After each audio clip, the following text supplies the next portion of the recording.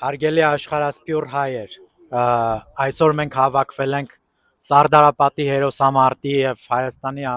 Հանրապետության անկախության հռչակման եւ Հայաստանի Հանրապետության վերստեղծման տոնի առթիվ։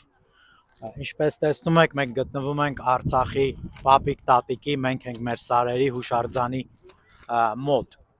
Սա մեծ խորհրդանիշ է, որը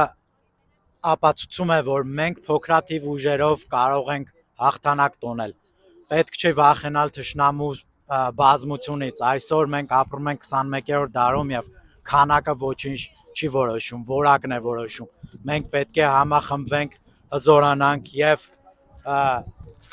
մեր պայքարը տանենք չար ուժերի, մեծաքանակ ուժերի, ռուս-թուրքական գաղութարար ուժերի դիմաց։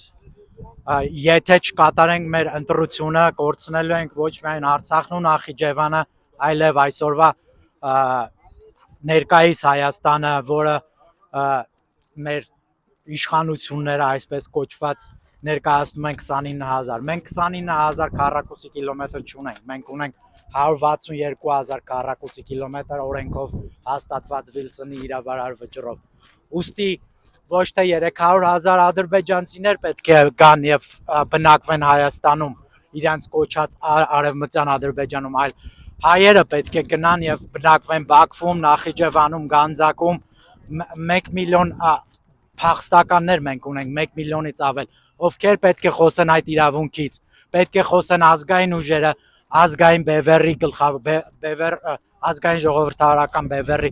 գլխավորությամբ։ Մենք պետք է պաշտպանենք մեր իրավունքները եւ կատարենք ճիշտ ընտրություն։ Ընտրեք ազգային ժողովրդավարական բևեռին համար 8-ին եւ մենք կունենանք հզոր,